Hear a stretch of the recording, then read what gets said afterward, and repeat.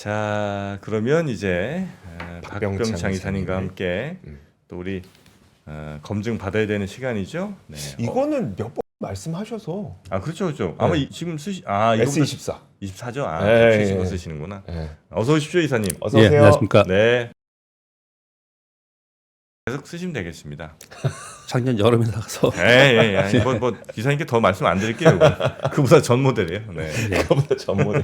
쓰시던 거 계속 쓰시면 되겠고요. 자, 오늘은 바로 그러면 미국장 마감부터 들어가 보겠습니다. 네, 미국이 이틀 연속 장중 등락의 모습을 나타냈고요. 그리고 거래는 감소했습니다. 트럼프 관세 부과 우려가 지속되는 그런 상황인 거고요. 자동차 관세 25% 발표 이후에 가장 크게 영향을 받는 국가가 멕시코, 캐나다, 네. 그리고 한국, 일본, 독일 이 5개 국가입니다. 그래서 일본도 보면은 이제 우리나라도 대미 수출 1위가 자동차잖아요. 네. 일본도 똑같더라고요. 보면은. 그래서 전체적으로 이 5개 국가의 자동차주들이 하락을 했습니다. 미국 시장도 영향을 좀 주고 있는 상황인 거고요. 자동차주가 하락하는 부분은 있지만 어제 하락의 주도는 이제 반도체 쪽에서 하락을 많이 했습니다. 이 부분은 그 AI 데이터 센터의 과열 얘기가 이번 네. 주에는 좀 이슈였잖아요. 네. 그럼으로써 반도체가 좀 하락을 했고요. 그리고 이제 대중국 규제 이런 부분도 좀 영향을 받았는데 반도체 AI 데이터 센터 과열 얘기가 나오니까 그러면 이제 좀 줄여야 되지 않겠냐 이런 얘기를 이제 이번 주에 한 거지 않습니까? 네. 어제 우리 시장이 뭐가 많이 빠졌을까요? 어제 우리 시장에서요? 예, 자동차 그 반도체. 내용으로 그 내용만으로 보면 내용으로? 제일 많이 하락한 데가 어딜까요? 설마 바이오인가? 전력기기. 전력기기 빠졌어요? 바이오가 전력기기, 그 벼락기나 이런 쪽이 어저께 많이 빠졌어요. 전력기기. 왜냐하면 그게 그 데이터 센터하고 같이 데이터 올라왔잖아요. 센터에는, 예, 그렇게 영향을 전 산업에 걸쳐서 지금 영향을 좀 주고 있는 그런 상황입니다. 보시면은 엔비디아 한 2% 빠졌고요. 테슬라는 0.3% 정도 조금 더 올랐어요. 이 테슬라가 좀 올랐던 것은요.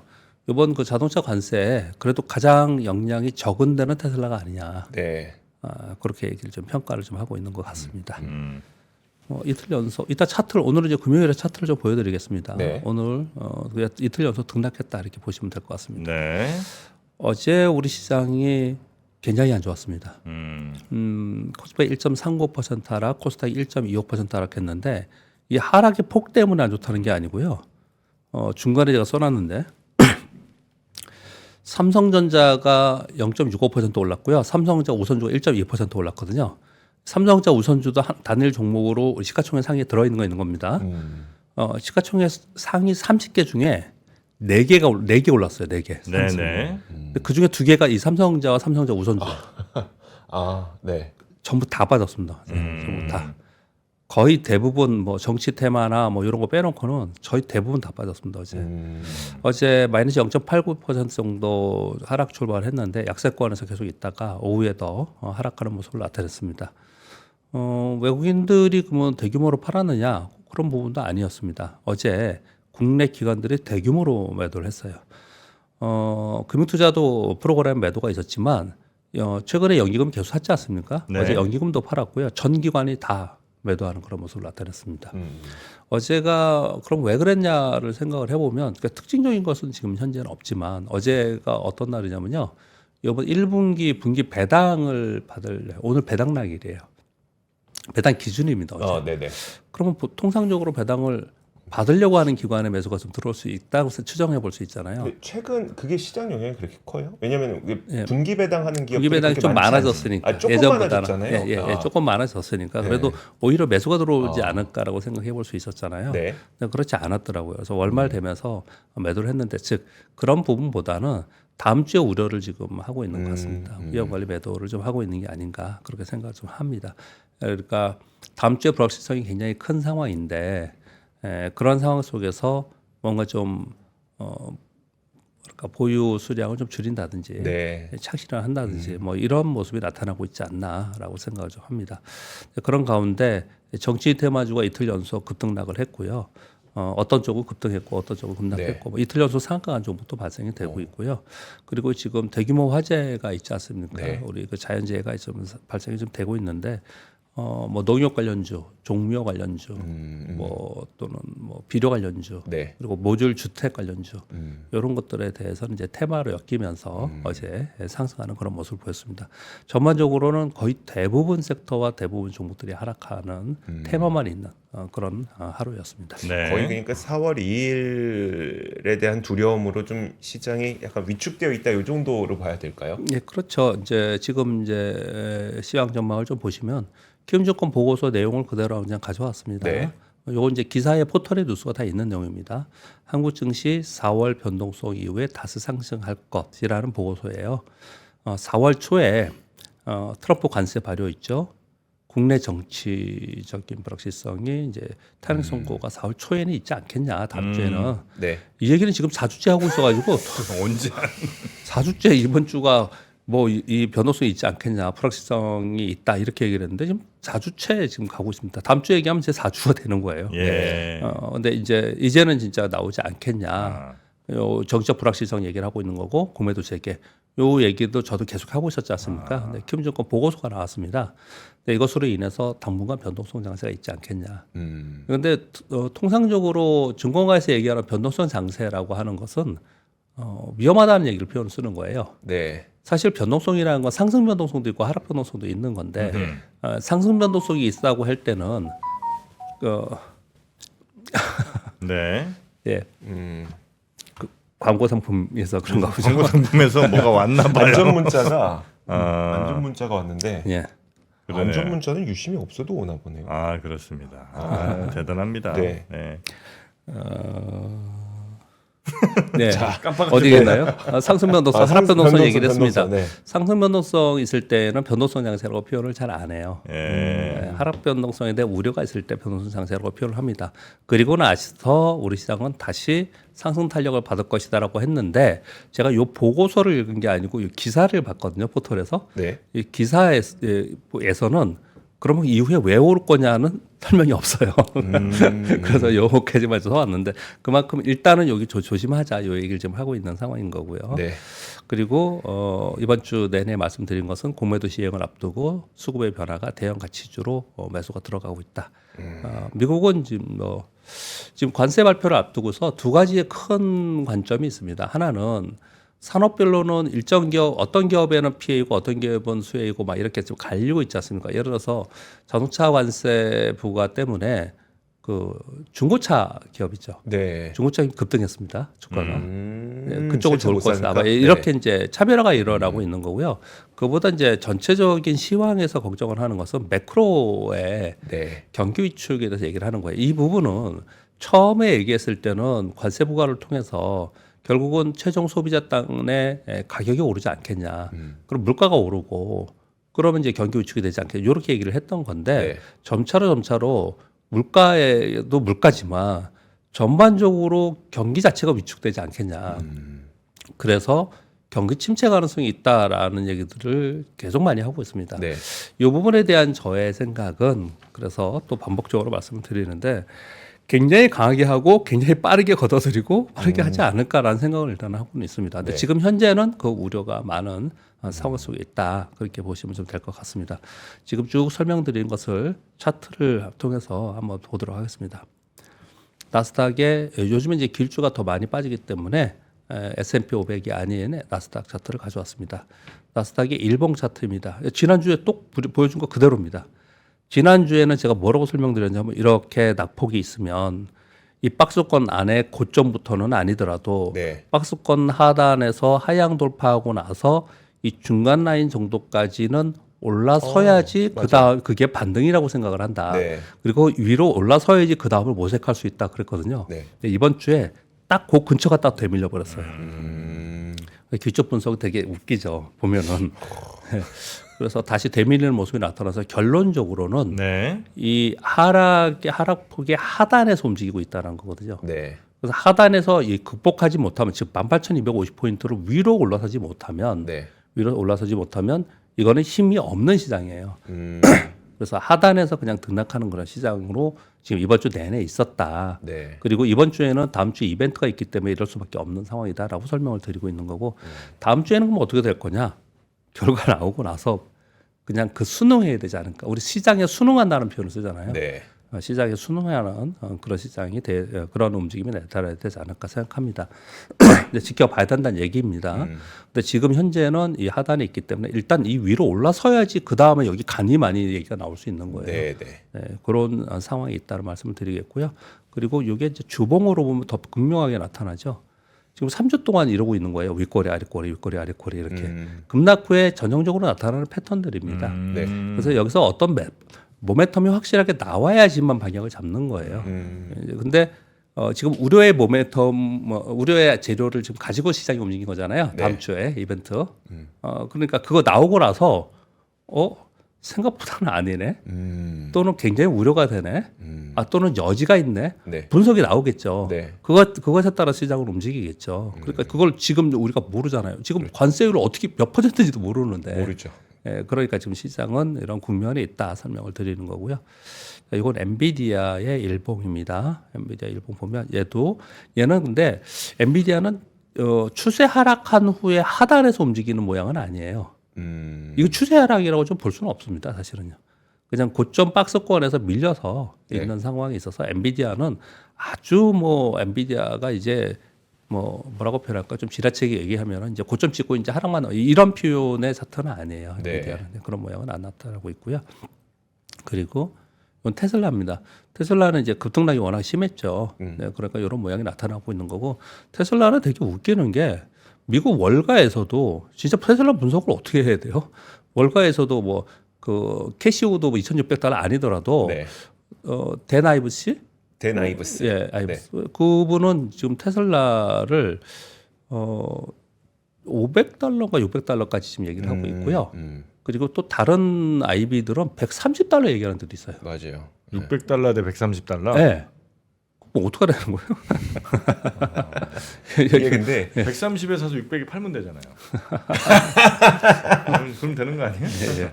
그 테슬라를 바라보는 기자들의 시각도 굉장히 극명해요. 그러니까 예. 사실 제가 이제 저는 테슬라 앞으로 살 거예요 막 이러고 있거든요. 네. 근데 그랬더니 기자들 가운데 잘했어. 어떤 기자는 난 극혐 막 이런 식이에요. 그러니까 예. 기업을 바라보는 기자의 시선도 극과 극이고 예. 투자를 바라보는 투자자의 시선도 진짜 극과 극인 것 같습니다. 네. 그래서 이런 변동성이 나오는 게 아닐까. 이제 진짜 수급이 많이 이제 테슬라에 영향을 주는 건데요. 오늘 뒷부분에 그 부분을 좀 말씀드릴게요. 네. 우리나라 개인 투자들이 미국 주가에 지대한 영향을 끼치고 있습니다. 저도 깜짝 놀랐어요. 지대한 정도가 돼요? 네. 약간도 아니고? 예, 이따 보시면은. 그래요? 예.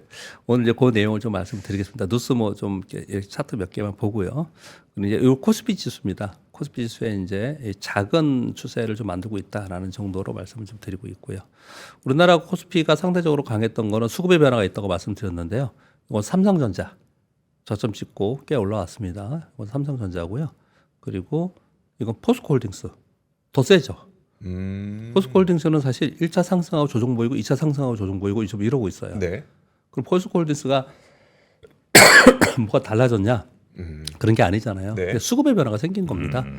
그리고 이건 LG화학. LG화학도 전고점을 돌파했어요. 그래서 수급의 변화가 생기는 이제 시장의 흐름을 가지고 있다. 그렇게 설명을 드리겠습니다. 자, 자동차 관세 부과가 가장 큰 뉴스였고 어제 하루 종일 이 뉴스만 나왔는데 거기서 좀 중요하게 제가 말씀드리고 싶은 내용만 좀 적어왔습니다. 일단 백악관에서 트럼프 대통령 25% 관세 이건 영구적으로 할 것이다라고 표현을 했는데요. 백악관에서는 UAMCA 캐나다, 멕시코 거기에 준수하는 자동차는 외국산 부품 함량에 따라서 관세를 부과할 거다. 이 얘기 뭐냐면 일부 유예가 있을 거라는 거예요. 캐나다하고 멕시코에서 들어오는 부분들은 그렇게 표현을 좀 했고요. 자동차를 수입하는 업체는 미국산 부품 비율을 인증할 기회를 줄 것이고 이게 다 끝나고 나서 시스템이 도입한 후에는 20% 관세를 낼 거다. 이렇게 표현했습니다. 네. 그러니까 일정 정도 여지를 조금 뒀습니다. 그렇게 표현을 어저께 좀 돌아다녔고요. 그리고 관세를 통한 수입은 미국인들의 세금 감면에 사용할 거다. 미국 자동차를 구매하는 미국인에게 세금 감면을 적용할 것이다. 이게 무슨 말일까요? 예를 들어서 네. 지금 최대 $10,000까지도 높아질 수 있다라고 표현을 해요. 네. 가격이 보통 수천 달러에서 $10,000까지 관세 부과하면은 그러면은 만약에 1,000만 원이 그러니까 네. 예를 들어서 1,000만 원의 가격이 높아졌어요. 근데 관세를 통해서 받은 돈으로 세금 감면해 가지고 미국인들이 그거 살 때는 깎아주겠다 표현을 쓰고 있는 거예요. 네. 이런 표현을 좀 쓰고 있는 거고요. 자동차 관세로 미국에 공장을 둔 자동차 대기업 10곳의 추가 비용은 연 510억 달러 정도 추산된다고 합니다. 어마어마한 거죠. 70. 일본 마스다와 GM은 영업 적자 가능성이 있다. 일본의 대미 수출 중 자동차 비중은 28.3%가 된다고 합니다. 우리나라도 지금 3분의 1이 넘죠. 네. 그렇게 되고 있고요. 멕시코 공장을 둔 완성차 업체들은 미국으로 공장 이전을 지금 속속 준비하고 있습니다. 부품 및 판매 회사를 포함한 공급망의 가격 전가를 못할 경우 결국 신차 가격은 최대 20%까지 크게 상승할 가능성이 있다. 이런 얘기들이 나오고 있고요. 그래서 이 관세로 인해서 미국으로 공장 건설하는 보도들이 나오고 있는 걸 몇 가지 말씀드리면 현대차는 우리 다 아시잖아요. 워낙 네. 큰 이슈였으니까 미국이 200억 달러 투자, 58억 달러의 신규 제철소 건설, 스텔란티스 미국 제조 네트워크에 50억 달러 투자, 그리고 일리노이주 공장 안 돌리고 있었는데 제가도 폭스바겐, 아우디, 포르쉐 생산 기지 미국으로 이전 검토, 혼다 차세대 하이브리드 모델 공장 미국으로 이전 검토, 닛산 멕시코 공장 미국으로 이전 검토, 롤스로이스 미국 내 생산 확대, 속속 지금 이렇게 하고 있는 그런 상황입니다. 이렇게 되면은 네. 트럼프 윈인가요? 트럼프 윈. 지금까지 미국이 왜 안 했나 싶을 정도로 다 말 잘 듣네. 네, 저는 이 시점에 잠깐 생뚱맞은 생각을 한번 해봤어요. 예. 미국이란 나라가 자본으로 그리고 국방력으로 뭐 여러 가지 면에서 세계 제1 국가이고 거기에 우리가 끌려갈 수밖에 없는 상황인데 그걸 빼고 차치하고 가만 생각해 보면 기업의 입장에서는 물건을 만들어서 파는 게 중요해서 파는 게 중요한 거잖아요. 그렇죠. 생산해서 파는 거예요. 만약에 미국에 안 팔면 자동차 얘기하는 게 아니에요. 다른 것만 또 얘기할게요. 네. 당연히 자동차 제1 수요가 미국이니까 자동차 네네. 그렇다 치고 다른 데들은 다른 산업도 많을 거 아니에요. 철강, 조선 뭐 네네. 다 있고 뭐 반도체도 있고 그리고 뭐 농산물도 있고 네. 그런 것까지 전 세계의 수요를 미국이 다 빨아들이는 건 아니잖아요. 그렇죠. 미국의 수요가 큰 국가이긴 한데 그래봐야 3억 5천인데 뭐. 그러니까요. 예. 그러니까요. 근데 전 세계가 미국의 판매를 위해서 매달려야 되나? 저 그런 생각 좀 해봤어요. 그럼 미국에서 생산하지 못하는 거 미국으로 들어와 생산하라 얘기하는 거잖아요. 네. 그렇게 얘기를 하고 있는 건데 사실은 미국에서 다 생산할 수도 없는 거고 다른 각국의 국가들의 미국이 아쉬운 것들도 굉장히 많이 있을 텐데. 네. 근데 가만히 이런 보도만 이런 것만 봐서 그런지 모르지만 그냥 미국이 하라는 대로 다 해야 되는가. 어제 권 팀장님이 앞권에 업로드했던 영상이 하나가 있는데 네. 거기에 아마 이 내용이 좀 나오는 것 같아요. 그러면 모든 공장이 미국으로 갈 것이냐? 그건 아닐 것이다. 왜냐 경공업은 어차피 인건비 높아서 그건 안 나온다. 그리고 뭐 그럼 중후장대 가운데 철강이나 조선 갈 수 있을 거냐? 어차피 공급망 다 망가져서 거기 들어가려고 해도 그 공급망 다시 하는 게 더 어려울 거다. 그나마 자동차는 공장도 있었고 그 공급망도 좀 있었기 때문에 자동차는 여기다 하면은 뭔가 그러니까 미국 입장에서 희망이 보인다. 그래서 자동차 공장을 그러니까 자동차 공급망을 미국에 옮기는 방안이 가장 주가 될 것이다라고 하는 게 그 내용이었었거든요. 그래서 결국은 다른 산업도 계속 얘기는 하고 있지만 결국 자동차 산업이다. 이런 얘기를 좀 하긴 했었거든요. 부연 설명 주셔서 감사합니다. 네네. 그 영상 한번 보시면 저는 그냥 생각을 해본 거예요. 네네. 네. 그냥 뭐 지금 아침에 뭐 할 얘기도 아니고 당장 주식에 영향하는 것도 아니지만 네네. 그래서 자꾸 그런 생각이 들어요. 이 트럼프의 미국 예외, 미국 우선주의의 이런 정책이 네. 우리는 이제 하루하루 주식을 하고 주식 보는 사람이니까 이러지만 10년 후에 20년 후에 그때도 이럴까? 그때 미국이 이렇게 만들어 놓은 게 자기들한테 진짜로 득이 될까? 그런 생각이 그냥 들었어요. 한번 생각해 보면 저도 그랬습니다. 뭐 그렇죠. 그런 얘기 잠깐 들었습니다. 이것도 보면서 뭐 전부 트럼프 민이니까 네. 그런 생각을 잠깐 해봤습니다. 지금 당장 그냥 일자리 더 많이 생기는 것 같고 미국의 투자 늘어나는 것 같고 그러니까 미국의 부가 더 쏠리는 것 같은 느낌이지만 네. 지금까지 인류 역사상 혹은 뭐 그냥 자연의 법칙대로 가더라도 한쪽으로 그렇게 많이 쏠리는데 그게 그대로 그냥 잘 유지되거나 더 많이 발전한 이렇게 오래 지속될 수는 없다는 말씀이신 거죠? 나중에 미국에서 다 이렇게 해놓고 그러면 그거를 미국 이외의 국가에 팔아야 되잖아요. 그렇죠. 거기서 네, 생산해서. 수출을 거기 해야죠. 생산해서. 지금 트럼프나 미국은 자기네 국가에서 만들어서 자기네 국가만 생각을 하는데 네. 기업의 입장에서 우리 현대차 입장에서 우리 삼성전자 입장에서 생각해 보면 거기 가서 만들어갖고 딴 데도 팔아야 되잖아요. 네. 그러면은 당연히 가격은 다 올라갈 거고. 네. 네, 뭐 그런 부분은 우리가 지금 노릴 문제는 아니지만 그런 생각을 좀 했다라는 생각을 좀 하는 거고요. 네. 현대제철 인천공장이 셧다운을 했다는데요. 이거 한 달간 전면 셧다운을 하는데 이거 창사 이래 처음이고요. 만 50세 이상 직원 대상 희망퇴직 시행하는데 이것도 창사 이래 처음이라고 합니다. 이게 지금 재속 공 기자님이 걱정하시는 부분들이에요. 근데 물론 현대제철의 인천 공장은 봉영광 위주예요. 건설기계, 네네. 건설기계 그쪽이 안 좋아서 네, 그런 이제 형광도 다르잖아요. 철강도 후판도 있고 그런데 이런 얘기들 좀 하고 있는 상황에서 물론 이제 자동차 쪽은 강판 위주예요. 네. 스테인리스 강 쪽인데 이제 미국에는 현대제철이 지금 공장 짓는다고 하잖아요. 현대차에서 공장 짓는다고 하지 않습니까? 그렇죠. 그런 와중에 우리나라 내부에서는 일들이 벌어지고 있다. 이런 얘기를 좀 하고 있는 거고 여기 지금 노사정이 지금 굉장히 치열하고 있는 상황이에요. 지금 네. 순조롭지 못한 상황에서 이런 일들이 지금 벌어지고 있습니다. 좀 답답하죠. 우리나라 지금 상황을 얘기하면요. 네네. 자 그리고 이제 당장 수급은 아니고요. 오늘 금요일이고 뭐 그래서 또 다른 뉴스를 좀 몇 가지 가져와 봤습니다. 4번 뉴스는요. 국내 투자자들의 수급을 올해 연초부터 봤더니 요거는 제일 중요해서 제가 가져온 겁니다. 제가 매일 아침 여러분께 이렇게 불러드리면서 좌우에서 이렇게 같이 가볼게요. 제가 이렇게 불러드리잖아요. 코스피 개인 얼마, 외국인 얼마, 기관 얼마. 네. 기관이 특징적일 땐 제가 나눠서 금융투자에서 얼마큼 샀고 연기금 얼마 샀고 뭐 이렇게 불러드리잖아요. 네.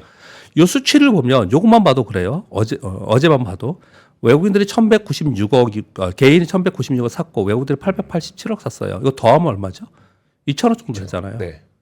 근데 기관들은 3,152억 팔았어. 그 1,000억은 어디 갔어? 네. 옛날에 요 질문하신 분이 한 분 있었어요. 근데 아마 다 아실 건데 지금 이게 극명하게 차이가 나서 이 설명을 드리도록 하겠습니다. 뭐냐면요. 올해 연초 이후에 1월 2일부터 외국인들이 4조 원 팔았습니다. 우리나라 시장에서. 네. 기관들이 개인들이 3조 2천억 팔았습니다. 기관들이 1조 9천억 샀어요. 1조 9천. 연기금이 3조 5천억 샀거든요. 네. 나머지 다 판 겁니다. 나머지 기관들은 그냥 단타만 했고 대부분 다 판 거예요. 그럼 이거 더하면 7조 2천억이잖아요. 기관들은 2조뿐이 안 샀잖아요. 5조는 어디 갔냐? 도대체 누가 산 거냐? 이거 기타 법인이 다 산 겁니다. 기타 법인이 5조 3천억을 샀습니다.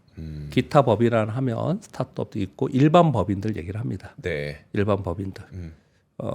네, 그리고 뭐 공제회 이런 데들 얘기를 합니다. 이런 데서 산 거거든요. 근데 대부분이 자사주에 들어가 있습니다. 제가 요걸 설명을 드리면서 기타 법인을 빼고 말씀을 드리는 거는 기타 법인은 매수도 매도도 소극적 매수를 하는 기관입니다. 네. 공격적으로 주가를 올리기 위해서 사거나 주가를 내리기 위해서 팔거나 이런 데들이 아니에요. 국내 기관 중에서 소위 투신 그리고 사모펀드 뭐 이런 조합에서 가장 강한 거고요. 그리고 시황에 영향을 주는 수급은 외국인들의 수급이 가장 강합니다. 네. 근데 외국인들이 4조나 팔고 그랬습니다. 기관들이 강력하게 산 것도 아님에도 불구하고 지수가 연초부터 올랐던 이유는 매수하는 국내 기관들이 매도하는 쪽보다 힘이 좀 세서 네. 그러니까 좀 강하게 적극적 매수를 했고 매도는 좀 보수적으로 매도를 했기 때문에 그렇다라고 제가 설명을 매일 드렸습니다. 네. 그랬는데 그러면 어떻든 간에 절대 수치가 이렇게 외국인들의 매도가 많은데 기관들이 그걸 받아내지 못했는데 어떻게 시장이 버틸 수 있었냐라는 건 기타 법인의 매수가 상당 부분 있었다라는 거예요. 기타 법인이 매수한다고 주가가 오르거나 매도한다고 내리는 건 아니에요. 네. 그런데 왜 이걸 제가 설명을 드리느냐. 자사주 매수가 상당히 많다라는 거예요. 미국은 네. 이걸 미국 표현으로 바이백이라고 하지 않습니까? 그렇죠. 애플이나 이런 데들은 자사주 매수를 하면서 발표를 하면서 바이백의 규모가 어마어마합니다. 네. 그 돈이 유동성의 힘이 돼서 매수에 뒷받침이 되고 있어요. 이게 우리나라는 처음으로 나타나는 현상이에요. 작년 이후에.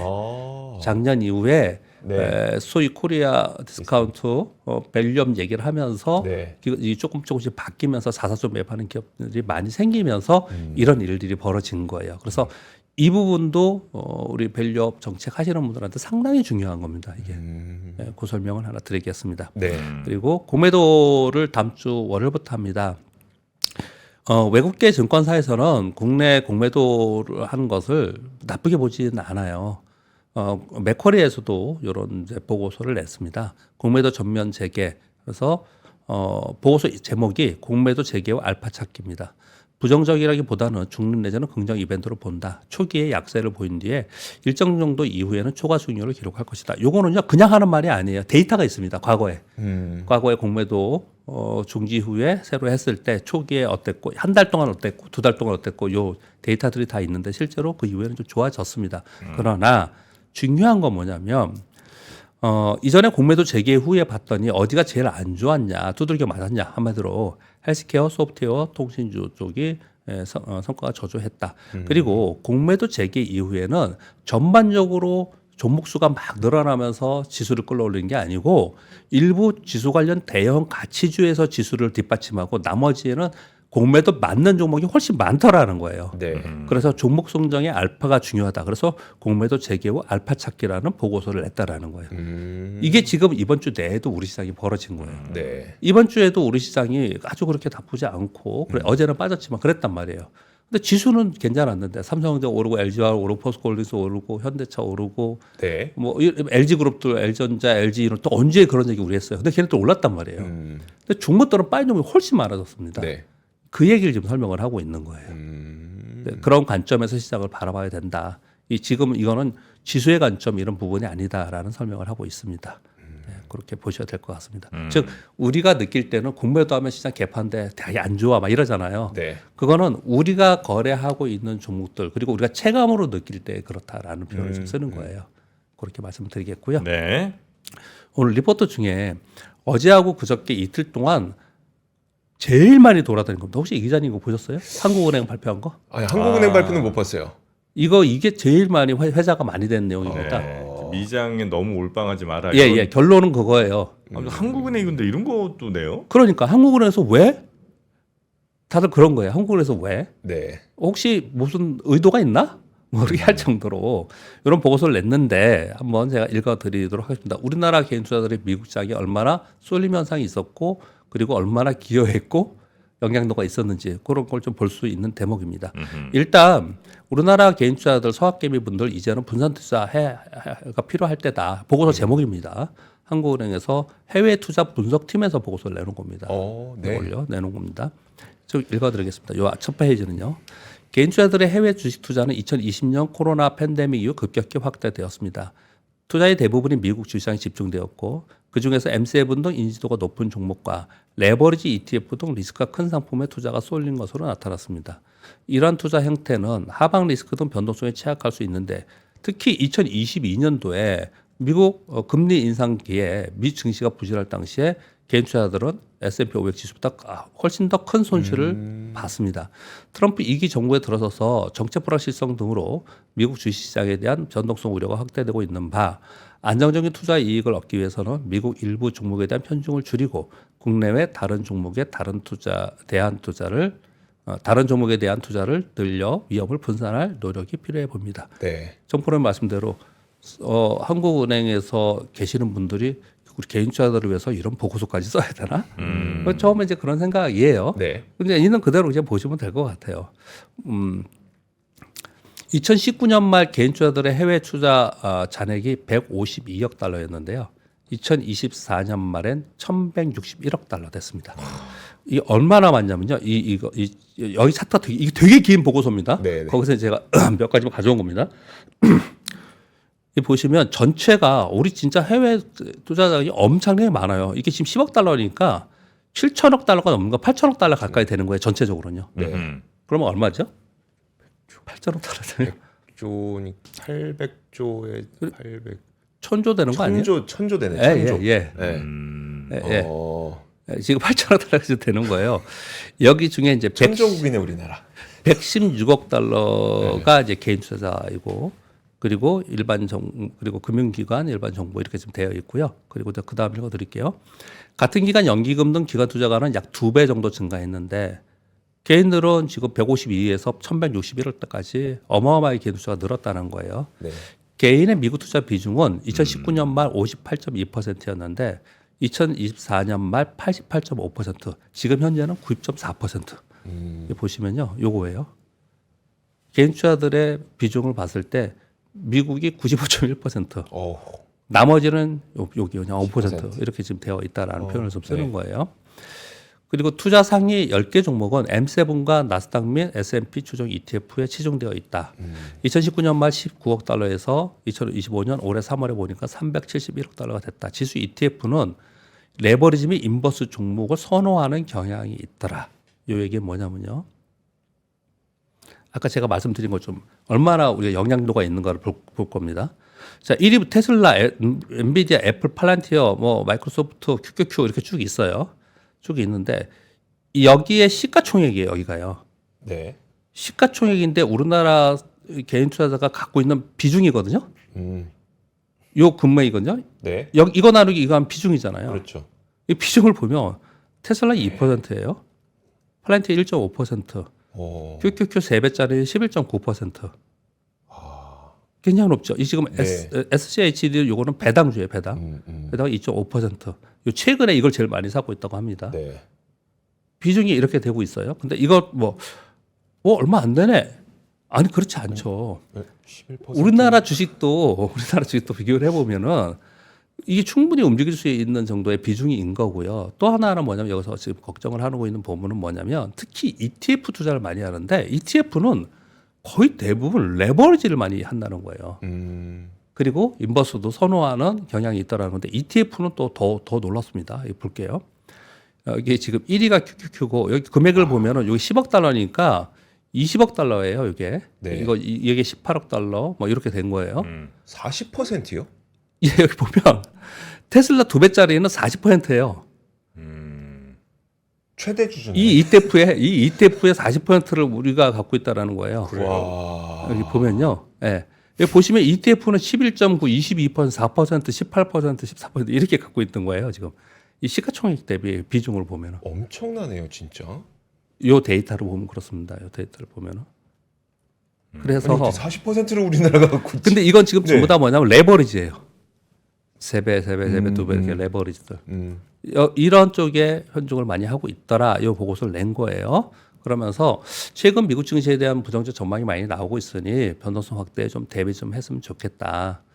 M7 기업들 대부분 실적 예상치 상회했지만 2월 고점 후에 평균 M7 기업이 14% 정도 하락을 했더라. 네. 근데 하락하는 동안에도 우리 개인 투자들은 45억 달러 정도 순매수했다.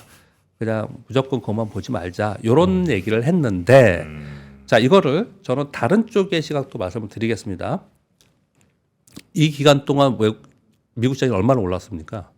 그렇죠. 이들이 이렇게 늘리는 동안 얼마나 올렸어요? 많이 올랐죠. 잘한 거죠. 잘한 거죠. 네, 잘한 겁니다. 그러니까 지금 우려를 하지만 굉장히 현명하게 잘한 거예요. 잘한 거. 그런데 이런 우려를 하는 이유는 시장이 좀 흔들리고 있는 부분 그리고 집중도가 너무 쏠림 현상이 심하다라는 부분, 네. 편중이 심하다라는 부분, 그리고 레버리지가 쪽에 우리가 너무 많이 하고 있다. 이런 얘기들을 좀 하면서 위험 관리 좀 했으면 좋겠다. 이런 의견들을 낸 거라고 생각이 네. 들어요. 근데 결론은 이렇게 우리가 했다는 거는 그 기간 동안 미국 시장이 어마어마하게 올랐잖아요. 네. 그러니까 굉장히 훌륭하게 투자를 한 거예요. 잘. 자, 그렇게 정도 말씀드리겠고, 그러니까 제가 이 우려나 비판적인 부분이 아니고 상당 부분 되게 잘한 부분을 말씀을 드린 거예요. 네. 그리고 또 한 가지는 제가 이걸 보면서 이런 기사와 그리고 차트를 보면서 어떤 생각을 하게 됐냐면요. 우리 미국 시장에서 가만히 생각을 해보면요. 2022년도에 2022년 전에 가장 많이 올랐던 건 애플이나 테슬라예요. 네. 그때 테슬라가 어마어마하게 올라갈 때 우리 테슬라들이 돈을 엄청나게 벌었어요. 1억을 투자하신 분들이 저도 가만히 생각을 해봤어요. 존프로님도 그때 돈 많이 있었을 거 아니에요. 1억을 만약에 테슬라에 했어. 10배 안 벌었다 하더라도 5배만 벌었어. 그래서 5억이 됐어. 내가 번 돈이니까 거기다 2억만 내가 엔비디아 샀어. 네. 그렇게 두 번만 하면은 그 3년 동안에 10억 원 됐을 거예요. 넘었을 거라고요. 그런 사람이 많이 있을 거예요. 네. 근데 이 얘기를 왜 집에 와서 왜 하느냐면요. 그렇게 못됐다는 설명을 드리려고 하는 게 아니고 많은 사람들이 그렇게 있는데 그런 큰 수익을 낼 수 있는 시장의 흐름을 몇 년간 봤잖아요. 네. 앞으로 음. 제가 경험적으로 볼 때는 국가도 그렇고 섹터도 그렇고 종목도 그렇고 대시세를 낸 후에 그 다음에 연속적으로 대시세를 내기 어려워요. 우리나라도 잘 생각을 해보면 크게 시세를 냈을 때 돈을 크게 벌었을 때가 2017년도에 한 번 있었고요. 네. 2020년 팬데믹을 지나서 2021년도에 있었어요. 그럼 8, 9, 10, 11, 4년 지났잖아요. 네. 그리고 나서 2021년도에 고점 찍고 또 한참 내려가서 2021 고점 찍고 22년, 23년, 24년, 25년 막 가고 있잖아요. 네. 그러니까 이게 몇 년이 지나야지 다음 기회가 오고 다음 기회가 오고 그러는 거지. 계속 거기서 계속 올라가고 이러지 않을 거라는 네, 생각이 든다는 그럴 거예요. 수가 없죠. 예, 예. 네. 그러니까 근데 우리 미국에 투자를 하는 입장에서 자꾸 그 생각을 굉장히 많이 하는데 그 부분을 한번 고민할 필요가 있다라는 네. 생각이 든다라는 겁니다. 네, 알겠습니다. 보석과 같은 말씀입니다. 진짜. 자, 하여튼 뭐 물론 어떤 시장이 굉장한 신뢰를 최근 2, 3년 사이에 많이 가지실 수는 있는데 과연 그것이 계속 이어질 수 있겠느냐는 한번 우리가 깊게 생각을 좀 해볼 때인 것 같고요. 자, 우리 박병창 이사님 이번 한 주도 정말 고생 많으셨고 네, 주말 편히 쉬시고 다음 주 월요일에 뵙도록 하겠습니다. 고맙습니다. 감사합니다. 네.